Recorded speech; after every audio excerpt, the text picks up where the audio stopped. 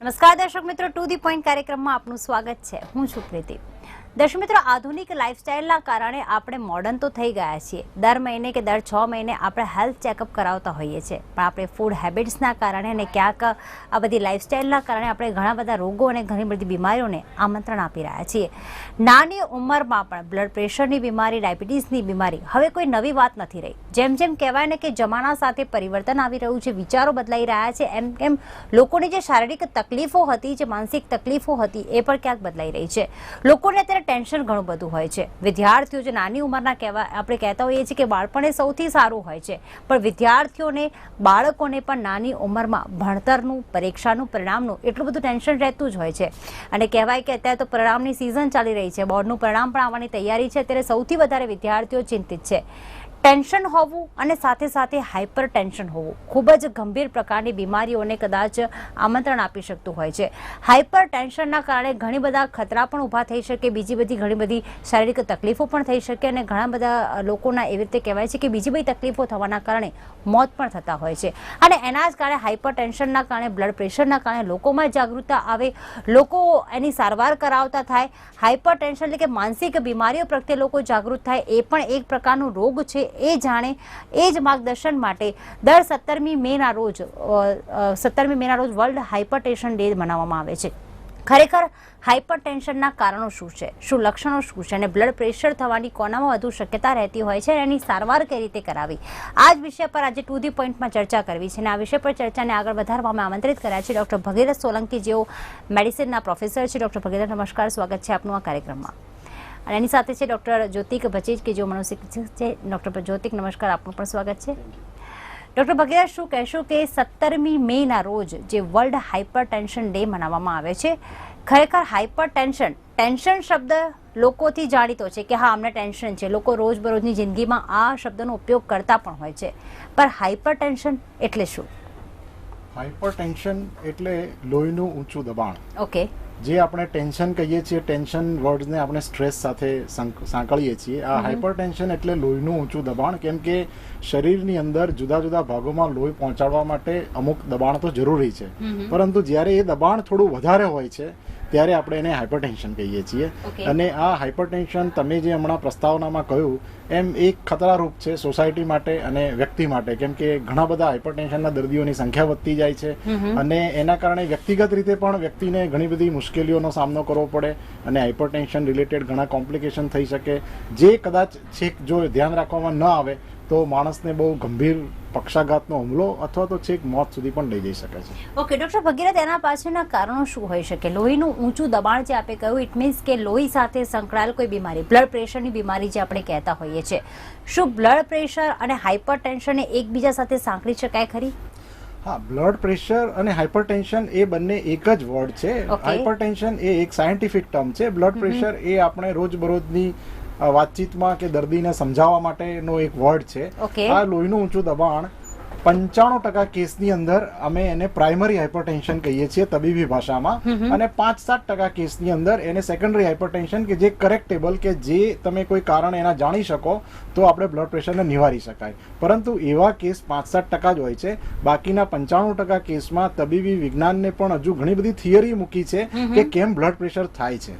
એટલે એ blood pressure થવાના અત્યારે જે મેઇન કારણો છે એની અંદર એક કદાચ થોડુંક જેનેટિક બેકઅપ હોવું, સ્ટ્રેસ, પોલ્યુશન અને આપણો ડાયટ, કેમ કે આપણે 20, 25, 30 વર્ષ પહેલાં આપણો જે ખોરાક હતો એ અને અત્યારે એ ખોરાકમાં જે ઘટકો જે લઈએ છીએ આપણે, જે એ ઘટકોની અંદર ઘણો બદલાવ આવી ગયો છે. આપણી ખાનપાનની જે પદ્ધતિ છે એમાં બદલાવ આવી ગયો છે, પોલ્યુશનનું સ્તર વધી ગયું છે, અને આપણી પોતાની લાઈફસ્ટાઈલ જે રહી, જે રોજબરોજની જિંદગી પણ વધારે ને વધારે ફાસ્ટ થતી જાય છે. એટલે એ આ બધી જ વસ્તુઓ ભેગી થઈ અને હાઇપરટેન્શન માટે કારણભૂત બને છે. અને ખાસ તો ઇનએક્ટિવિટી, ફિઝિકલ ઇનએક્ટિવિટી એટલે જે બેઠાડું જીવન. તો બેઠાડું જીવનના કારણે શું થાય છે કે શરીરમાં મેદ વધતો જાય છે, અને આ પ્રેશર છે ને એ વજનની સાથે સંકળાયેલું છે. એટલે જેમ વજન માણસનું વધતું જાય એમ એને હાઇપરટેન્શન થવાના ચાન્સીસ વધતા જાય છે. ઓકે ડૉક્ટર જ્યોતિ, કઈ રીતે કહેશો? ખાસ ડૉક્ટર ભગીરથે જે વાત કરી કે અલગ અલગ કારણોના કારણે આ બ્લડ પ્રેશર એટલે કે હાઇપર ટેન્શનની જે દર્દીઓ જે છે એનામાં વધારો થઈ રહ્યો છે, સ્ટ્રેસની વાત કરી, પોલ્યુશનની વાત કરી, ડાયટની વાત કરી, સ્ટ્રેસ એટલે કહેવાય ને કે અત્યારે સ્ટ્રેસ અને ટેન્શન એ ખૂબ જ એકદમ કહેવાય ને કે એકદમ ઓછો જે સૌથી વધારે જોવા મળતું હોય છે માનસિક રોગોમાં, એ ટેન્શન અને સ્ટ્રેસ જ જોવા મળ્યું. નાના 5 વર્ષના બાળકોને પણ પૂછવામાં આવે તો એમને પણ એવું કહેતું હોય છે કે એમને ભણતરનું ખૂબ ટેન્શન છે. થોડા હજી મોટા થાય, 10 વર્ષના થાય, 15 વર્ષના થાય, એમને પણ સ્ટ્રેસ જોવા મળતું હોય છે. આ હાઇપર ટેન્શનનું પ્રમાણ જે વધી રહ્યું છે, ખરેખર ડિપ્રેશન લાવી શકે ખરી? સાહેબની વાત હું આગળ કરું અને આપે બે જે વાત કરી એ સંદર્ભમાં હું વાત કરીશ કે ખાસ કરીને હાઇપર ટેન્શન અથવા કે બ્લડ પ્રેશર અથવા સામાન્ય ભાષામાં આપણે બીપી કહેતા હોઈએ છીએ, એને સ્ટ્રેસ સાથે બહુ જ લેવા દેવા છે. અને રિસર્ચિસ એવું કહે છે કે ડિપ્રેશન અથવા મેજર ડિપ્રેસિવ ડિસઓર્ડર એને અને આ હાઇપર ટેન્શનને ઘણીવાર એ લોકો સંલગ્ન હોય છે. લાંબા ગાળાના હાઇપર ટેન્શનના દર્દીઓને ડિપ્રેશન આવવાની સંભાવનાઓ હોય છે, તેવી જ રીતે ડિપ્રેશનના લાંબા ગાળાના દર્દીઓને હાઇપરટેન્શન થવાની સંભાવનાઓ પણ હોય છે. એટલે બંને એકબીજાની સાથે ચાલતી આવતી બીમારી છે. આપણામાં અત્યારે સ્ટ્રેસ શબ્દ માટે બહુ અવેરનેસ છે કે બધાના મોઢે આપણે એવું સાંભળીએ છીએ કે સ્ટ્રેસ થઈ ગયો, પણ એને નિવારવા માટે, એને કરેક્ટ કરવા માટે, એને સાજું કરવા માટે આપણી પાસે રસ્તાઓ બહુ ઓછા હોય છે, અથવા આપણે કરેક્ટ જગ્યાએ જતા નથી હોતા, અથવા એ સ્ટ્રેસને નિવારવા માટે ઘણીવાર આપણે જ પોતે પગલાં નથી લેતા હોતા.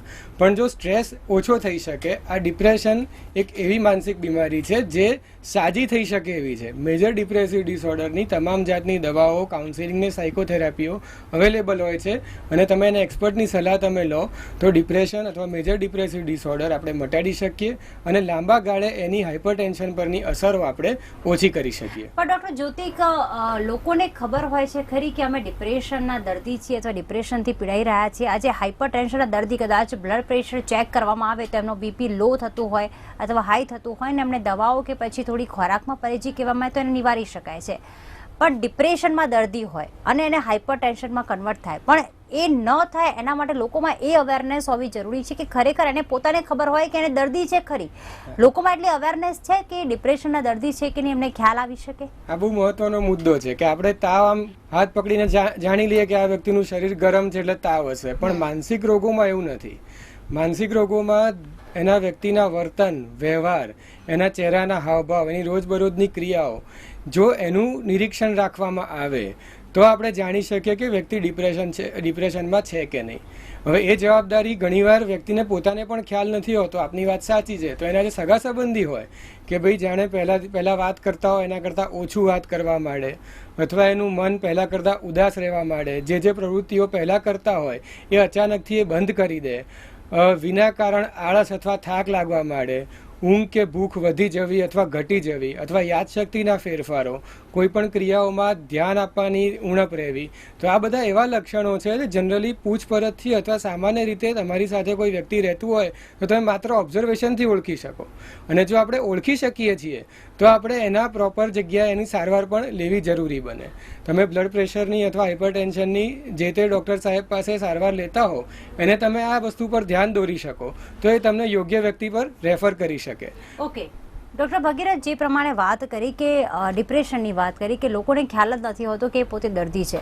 જેમ કે તાવ આવે તો ખબર પડી જાય, શરદી થાય તો ખબર પડી જાય કે હા અમે આના દર્દી છીએ. ટીબીમાં પણ આપણે જોતા હોઈએ છીએ કે કેન્સરના દર્દી હોય, પણ હાઇપર ટેન્શન કે બ્લડ પ્રેશર એક એવી બીમારી છે કે લોકોને ખ્યાલ નથી આવું કે ભવિષ્યમાં અમને થઈ શકતું હોય છે ખરી. શું હાઇપર ટેન્શન અને લોકોની વ્યક્તિની ઉંમર એને આપણે શું સંબંધ બાંધી શકાય કે આ જ ઉંમરમાં, જેમ કે 40 વર્ષ પછી કે 50 વર્ષ પછી જે કહેવાય કે આ બીમારીઓ થઈ શકે છે, ડાયાબિટીસ પણ હવે નાની ઉંમરમાં થવા લાગ્યું છે, શું બ્લડ પ્રેશર પણ નાની ઉંમરમાં થઈ શકે ખરી? હા, બિલકુલ બહુ મહત્વનો સવાલ છે. હાઇપરટેન્શનને સીધો સંબંધ મેં અગાઉ જેમ કહ્યું એમ શરીરના વજન સાથે છે, એમ ઉંમર સાથે પણ છે.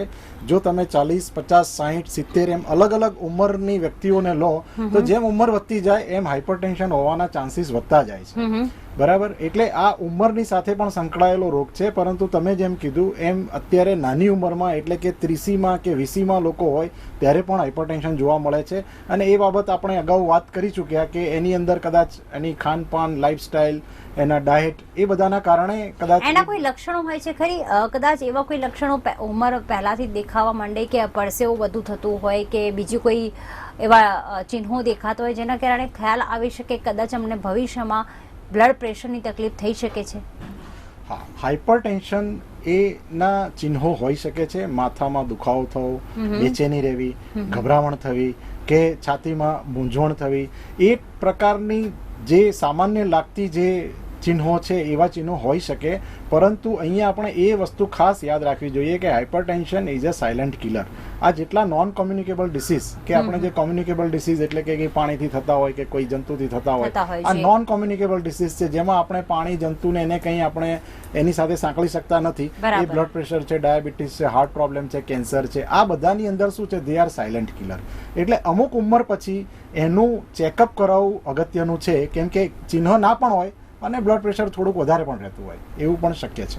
ઓકે ડૉક્ટર જ્યોતિ, કે શું કહેશો, જે પ્રમાણે આપણે વાત કરી કે લોકોને ખબર જ નથી હોતી કે તેઓ ડિપ્રેશનના કે સ્ટ્રેસના કે હાઇપરટેન્શનના દર્દી હોય છે. જ્યારે લોકોને ખરેખર એવું કહેવામાં આવે છે કે તમને સ્ટ્રેસ છે, ડિપ્રેશનમાં છો, લોકો ધ્યાન પર દોરતા હોય છે, કારણ કે અલગ અલગ વર્તનમાં ફેરફાર થતા હોય છે. ક્યારેક ગુસ્સો અચાનક આવી જતું હોય છે, ક્યારેક અચાનક હસવા માંડતા હોય છે, અથવા ક્યારેક એકદમ કહેવાય ને કે સૂનમૂન બેસી રહેતા હોય છે વ્યક્તિ. ત્યારે એમના પરિવારજનો કે મિત્રોને ખ્યાલ આવતું હોય છે ને ખરેખર એવી સલાહ આપવામાં આવે છે ખરી કે તું મનોચિકિત્સક પાસે જા. કારણ કે આજે આપણા સમાજમાં એવું કહેવામાં આવે છે કે સાયકેટ્રિસ્ટ પાસે જવું કે મનોચિકિત્સક પાસે જવું કે સાયકોલોજીસ્ટ પાસે જવું એ ગાંડા લોકો જ જતા હોય છે. તારે વર્તનમાં જાતે જ ફેરફાર કરવો જોઈએ. લાગે છે કે ડૉક્ટર સિવાય એટલે કે પ્રોપર સારવાર સિવાય આ બીમારી મટી શકે છે ખરી? પ્રોપર સારવાર સિવાય બીમારી ના મટી શકે. એનું કારણ તમને કહું છું કે જેમ ટેકનોલોજી આગળ વધી, આપણે હવે વાયરવાળા ફોનની જગ્યાએ મોબાઈલ વાપરીએ છીએ, એવી જ રીતે માનસિક રોગના વિજ્ઞાનમાં એટલે કે મનોવિજ્ઞાનમાં પણ ઘણી બધી રિસર્ચો હવે થતી જાય છે. આપણે એવી વાત કરીએ છીએ કે ભાઈ માત્ર ગાંડા લોકો જ જાય માનસિક રોગના ડૉક્ટર પાસે, એવું નથી. આજે માનસિક રોગની ઓપીડીમાં રિલેશનશિપના ઇસ્યુ હોય, બાળકોના મનોવિજ્ઞાનના ઇસ્યુ હોય, વ્યસન મુક્તિ હોય અથવા મનોજાતીય રોગો હોય, એ પ્રકારના લોકો પણ અમારી પાસે સારવાર લેવા કે કાઉન્સિલિંગ લેવા આવે છે. હવે વસ્તુ એ છે સારવાર, એવી એક માન્યતા છે સમાજમાં કે ભાઈ માનસિક રોગના ડૉક્ટર પાસે જાઓ એટલે ગોળીઓ ગળાઈ દે ને ઉગાડી દે, પણ હવે એવું નથી. બરાબર. વાત એ છે કે અલગ અલગ પ્રકારની બધી જ સારવાર અવેલેબલ હોય છે. એક હિંમત કરવાની જરૂર છે, એક આ ભ્રમ તોડવાની જરૂર છે કે ભાઈ આ બધી સારવાર લેવાથી આપણે ઘણા સારી રીતે આપણે આગળ આવી શકીએ છીએ. હું એક સિમ્પલ દાખલો તમને આપી શકું કે ઘણી બધી એવી મલ્ટીનેશનલ કંપની છે કે જે લોકો પરફોર્મન્સ નથી કરી શકતા, જે લોકો પોતાના પ્રોફિટ નથી કરી શકતા, તો એના માટે સાયકેટ્રિસ્ટ રાખવામાં આવે છે કે ભાઈ તમે લોકોનું મોટિવેશન કરો જેથી કરીને તમારી કંપનીઓનું પ્રોફિટ વધી શકે. જો આટલું મોટિવેશન બી પૂરું પાડવાથી માત્ર ને માત્ર બિઝનેસમાં જ નહીં તો હેલ્થ સેક્ટર પર બી આપણે એનો ફરક લાવી શકીએ. તો એક સામાન્ય માણસે એવું સમજવું જોઈએ કે ભાઈ ખરેખર આ વસ્તુની જો દવા કરીએ તો આમાંથી જલ્દી બહાર આવી શકીએ અને આપણું લાઈફ આપણે સારી રીતે જીવી શકીએ. ઓકે ડૉક્ટર ભગીરથ, આપણે જાણીએ છીએ કે હાર્ટ એટેકનું પ્રમાણ, સાથે સાથે સ્ટ્રોકનું પ્રમાણ અને સાથે કિડની ડિસીઝનું પ્રમાણ, કિડનીને લગતા જે પણ રોગો હોય છે એનું પ્રમાણ અત્યારે હાલના સમયમાં ઘણું બધું વધી રહ્યું છે. અચાનક જ કોઈને હાર્ટ એટેક આવી ગયો, બિલીવ પણ ન થતું હોય, 40 વર્ષની ઉંમરે, 35 વર્ષની ઉંમરે, કોઈ પણ પ્રકારનું વ્યસન પણ ન હોય, વજન પણ વધારે ન હોય, ત્યારે આવી બધી તકલીફો થતી હોય છે. એની પાછળ હાઇપરટેન્શન કેટલું જવાબદાર છે? હાઇપરટેન્શન ઘણા અંશે આ બધી બાબતો માટે જવાબદાર છે, કેમ કે હાઇપરટેન્શનના કારણે તમે જેમ કહ્યું એમ હાર્ટ, કિડની અને લકવાની અસર છે. આ બધી અસરો બ્લડ પ્રેશરના કારણે અને હાર્ટ એટેક આવો મેઇન વસ્તુ, તો આ અસરો એના કારણે થતી હોય છે.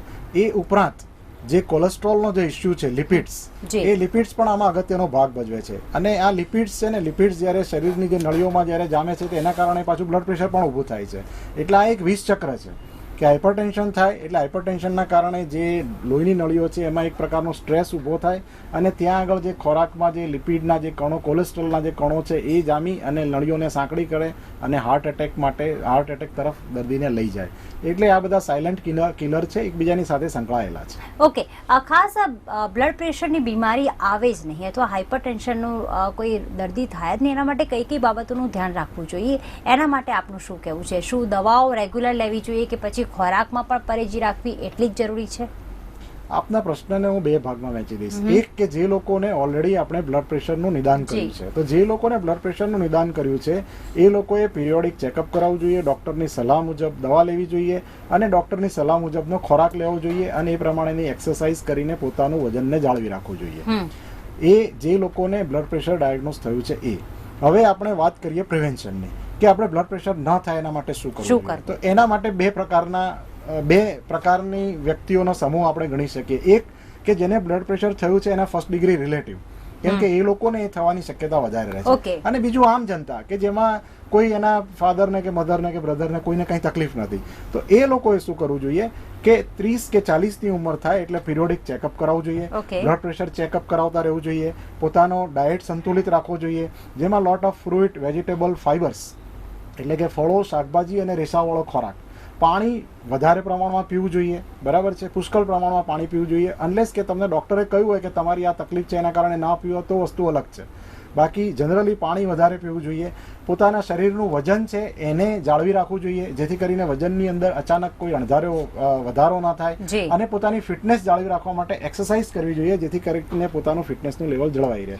જો આટલી વસ્તુ કરવામાં આવે તો બ્લડ પ્રેશરથી ચોક્કસ બચી શકાય છે. ઓકે ડૉક્ટર જ્યોતિક, આપણે જાણીએ છીએ કે ઘણી વખત જ્યારે હાઈ બ્લડ પ્રેશરની બીમારી હોય છે ને એ વ્યક્તિ થોડું પણ ટેન્શન રહે, આમ બીપી એમનું નોર્મલ રહેતું હોય અને અચાનક જ કોઈ એવા ન્યૂઝ આવી જાય, કોઈ શોક લાગી જાય. અત્યારે કહેવાય કે પરીક્ષા અને પરિણામના દિવસો પણ ગણાઈ રહ્યા છે, બોર્ડનું રિઝલ્ટ પણ આવશે, સાથે સાથે એ પછી બીજું પણ રિઝલ્ટ આવશે, નીટની પણ એક્ઝામ છે. આ બધા અચાનક જે શોકિંગ ન્યૂઝ આવતા હોય જેના કારણે બીપી હાઈ અથવા લો થઈ જતું હોય છે ને એના કારણે ચક્કર આવા ગરમીની સિઝનમાં પણ એવું થતું હોય છે. તો જે હાઇપર ટેન્શનની જે સારવાર કરવામાં આવતી હોય છે, ખરેખર એમાં જો વ્યક્તિ અચાનક શોક લાગી જાય, કોઈ એવા ન્યૂઝ આવી જાય, ટેન્શન વધારે રહેતું હોય તો ખરેખર એની સારવારમાં ડિપ્રેશન કેટલો ભાગ ભજવતું હોય છે? એની સારવારમાં ડિપ્રેશન જે છે એ બહુ મહત્વનો ભાગ ભજવે છે, કારણ કે ઘણી વખત આવી રીતે જો આઘાતજનક બનાવો, જેમ કે રિઝલ્ટ આવી જવું અથવા અચાનકથી એક્ઝામ ડિક્લેર થવી અથવા એક્ઝામ કેન્સલ થવી, તો એ માનસિક રીતે ખૂબ જ આઘાતજનક હોય છે જે તે વ્યક્તિ માટે. આવી પરિસ્થિતિમાં સારવાર જે છે એ સૌથી પહેલી વસ્તુ એ થાય કે તમારે બ્લડ પ્રેશરનું નિયમિતપણે તમારે ચેકઅપ કરાવવું જોઈએ, જેમ સાહેબે વાત કરી એમ. એ પછી બી જો આપ ઉતાર ચઢાવ રહેતો હોય તો તમે ચોક્કસપણે મનોચિકિત્સકનો કોન્ટેક્ટ કરી શકો અથવા એની સારવાર લઈ શકો. ઘણા કિસ્સાઓમાં એવું પણ હોય છે કે જે લાંબા ગાળાના બ્લડ પ્રેશરના પેશન્ટ હોય છે અથવા લાંબા ગાળાના ડિપ્રેશનના પેશન્ટ હોય છે, તો આ ડિપ્રેશનને લીધે પણ ઘણીવાર આ દવાઓની અવગણના કરતા હોય કે મને તો સારું થવાનું જ નથી, એવી એક નકારાત્મક મનોવૃત્તિને કારણે બી દવાઓ લેવાનું બંધ કરતા હોય છે. તેને કારણે બી એમાં સારવારમાં અસર આવતી હોય છે. પણ મારી દ્રષ્ટિએ આવા આઘાતજનક બનાવો બને તો સૌથી પહેલાં તમારું બોડી ચેકઅપ એકવાર થઈ જાય. જો તે નોર્મલ આવતું હોય તો આ માનસિક રોગોનું નિદાન આપણે કરી શકીએ, એની સારવાર કરી શકીએ અને એ જો આગળ બ્લડ પ્રેશરને જો પીઠબળ આપતું હોય તો ત્યાં ને ત્યાં જ આપણે એને રોકી શકીએ. ઓકે ડૉક્ટર જ્યોતિક, જે માનસિક રોગોનું જે નિદાન થતું હોય છે, જે સારવાર થતી હોય છે, ખરેખર કેવી રીતે કરવામાં આવતી હોય છે? માત્ર દવાઓથી જ કરવામાં આવે છે કે પછી એમને ખરેખર એવું કહેવામાં આવે છે કે તમે પોઝિટિવ વિચારધારા ધરાવો? કારણ કે એમની સાથે સાથે એમની આસપાસ રહેતા જે લોકો હોય છે એમને પણ ઘણી બધી બાબતોનું ધ્યાન રાખવું પડતું હોય છે. ફોર એક્ઝામ્પલ, જે હાઇપર ટેન્શનના દર્દી હોય છે એમને અચાનક કોઈ વાત કહેવામાં આવે તો એ એમનું હાઈ બીપી થઈ જતું હોય છે, એટલે એમને કોઈ પણ વાત કહેતા ધ્યાન રાખવું જોઈએ.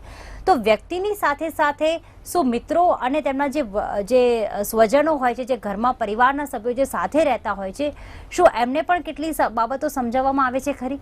બિલકુલ. આજે તમે વાત કરો છો, ડિપ્રેશનની સારવાર 3 અલગ અલગ ભાગમાં ડિવાઇડેડ છે.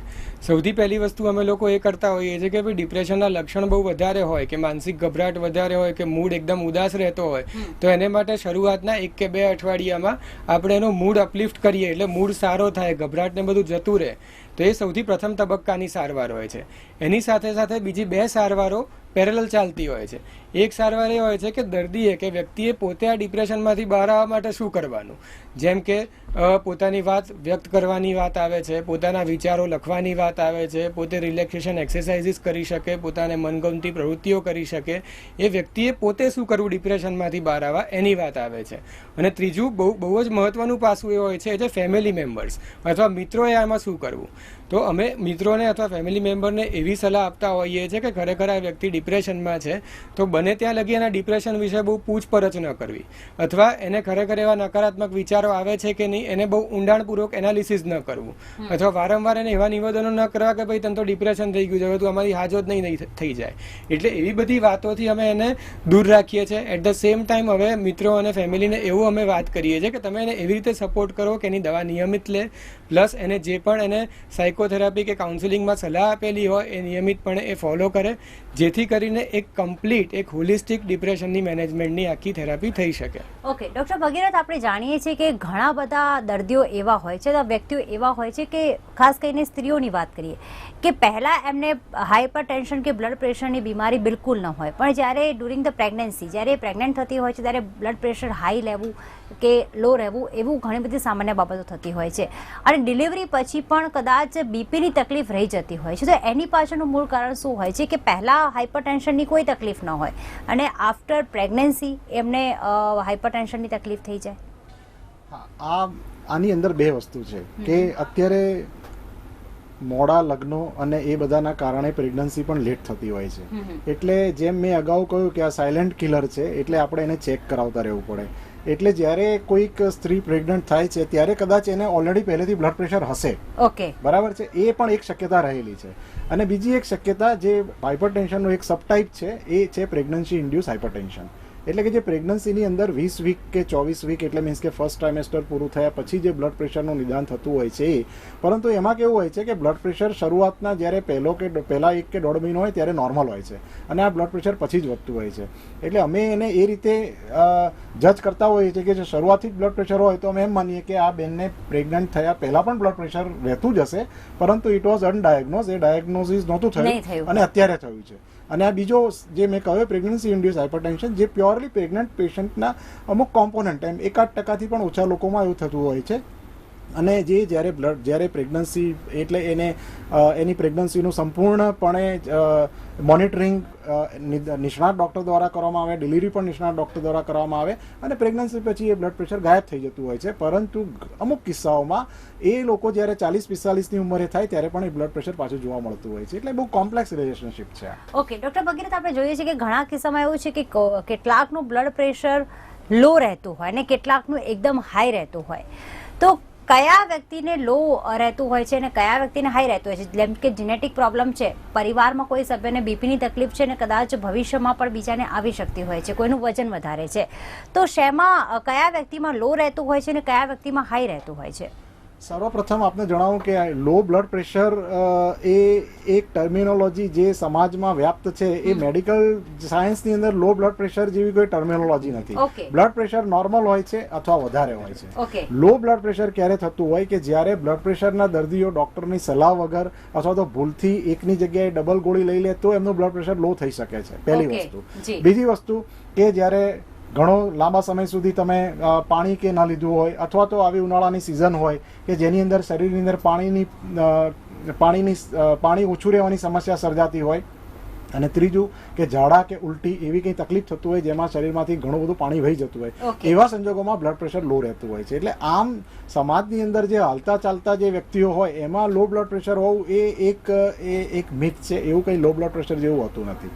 ઓકે, એટલે ખાસ કરીને ગરમીની સિઝનમાં જોવા મળતું હોય છે કે લોકો કહેતા હોય છે કે બ્લડ પ્રેશર લો થઈ ગયું, પણ એવું કંઈ જોવા નથી મળતું. રેગ્યુલર હેલ્થ ચેકઅપ કરાવવામાં આવે અથવા આપણા પરિવારના સભ્યોમાં કોઈને બીપીની તકલીફ હોય તો રેગ્યુલર હેલ્થ ચેકઅપ કરાવવાથી આપણે ખ્યાલ આવી શકે અને થોડી ખોરાકમાં પરેજી અને દવાઓ લેવામાં આવે તો આપણે હાઈપર ટેન્શનને કંટ્રોલ કરી શકીએ છીએ. અને જો હાઈપર ટેન્શનને કંટ્રોલ કરવામાં ન આવે તો કદાચ ડિપ્રેશનમાં કન્વર્ટ પણ થઈ શકે છે.